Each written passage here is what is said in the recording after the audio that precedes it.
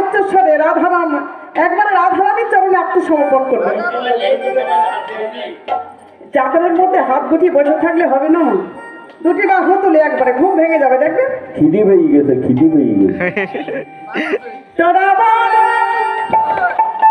আহা বল বল, সবাই বল বল বল, দুটি হয়ে